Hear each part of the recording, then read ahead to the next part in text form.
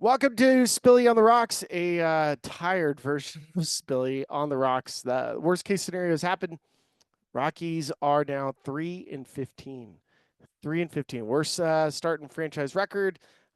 They got swept in San Diego. We talked about that. Three consecutive shutouts. And then at Dodger Stadium, uh, really overmatched. So much strikeouts. So many strikeouts. And yesterday, probably the hardest one to watch because the Rockies had been without Brenton Doyle, and you could definitely tell offensively as a group that it was going to be a struggle to score runs.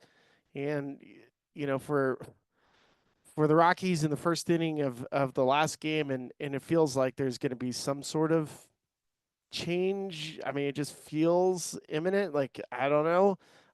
Again, I'm not calling for anybody's job, but it just you get off to a 3-15 start. And again, like no coaches are pitching or hitting or playing. It's strictly player performance, but it just happens. So I just think with this team, they desperately needed a win. They needed one, and to go to Dodger Stadium, they're now an 0-6 road trip. They've won one time on the road.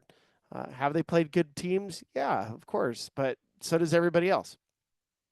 What's amazing, what's amazing about this current like team and record, to give you some perspective, and I'll try to do a quick screen share and not make myself too small, is the fact that for the Rockies, and when it comes to run differential, so we'll take a look right now. The Padres are 15-4, Giants are 13-5, Dodgers are 14-6, Diamondbacks are 11-7, and then you have the Rockies at 3-15.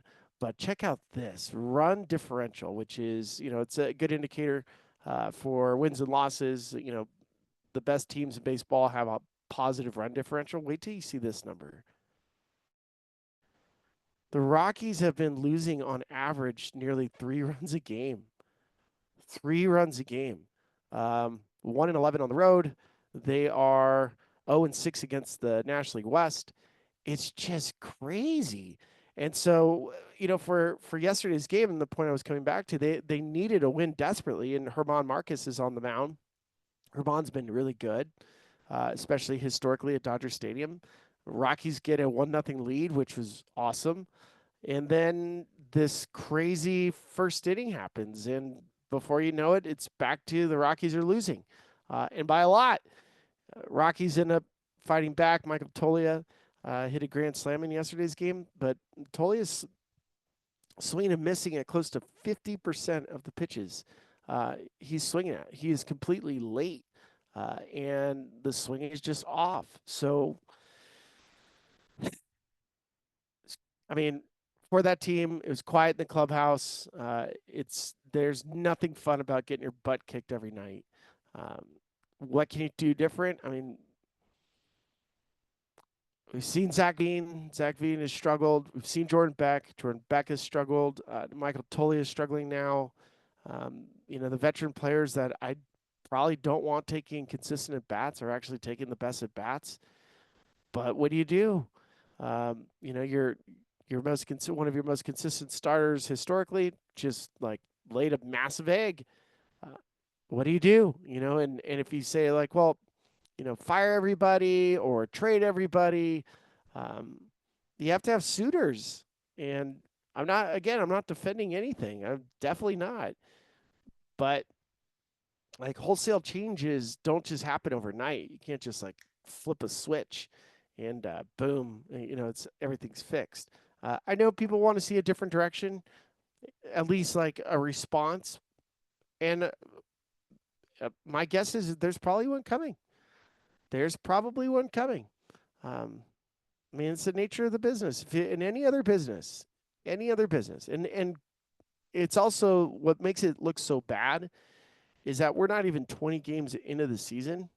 Not that the Rockies had a postseason chance this year. I never thought they did, but last year we saw the White Sox lose 122 games, and I said it was historically repulsive. The National League West is so much better than the American League Central that I don't even want to think about what the possibility of this team's losing record could look like. I don't even want to think about it. I didn't. I like. I want. I want to see nothing to do with the White Sox from a year ago. Um, but we could be broaching that territory, and I mean, regardless, like that would constitute the need for some change. But again, the immediate reaction is players have to perform. Players have to play better. Um, too many guys are striking out. Like that's a performance thing. Can coaches help it? Sure. Could they be? Could you be better prepared for stuff? Yeah. But there's also a bunch of other teams and players in early April because it's only 20 games into the season that struggle. Cold, timing's off, getting into the grind of it, the mental aspect of being 0 for 5 and you see your name on the board and you're, hitting 100, those all start to unravel. I mean, like that's what happens. When you're a younger player, if you're not having success, it feels like it's just like constant weight. And we have the Rockies right now have 6 rookies on the roster, 6, which is a ton. It's also good. It's like a great learning experience. But man, I mean, learning doesn't mean getting your butt kicked this bad every night, and it could be historically bad. So, you follow me at SpillyGo19. Make sure to check out our guys at Maha Sports, and I'm definitely going to get into studio when I'm in town. I have a flight to Toronto today, so landed at 4:30 in the morning. Slept for a couple hours, trying to do some laundry and some catching up, see my wifey, and hopefully get a chance to see the kids, pick them up from school. And then I'm off to Toronto, and I'll be back on Saturday. Friday's supposed to be freezing cold, freezing cold. So day off for the Rockies today, and hopefully they get hot. They could really use it.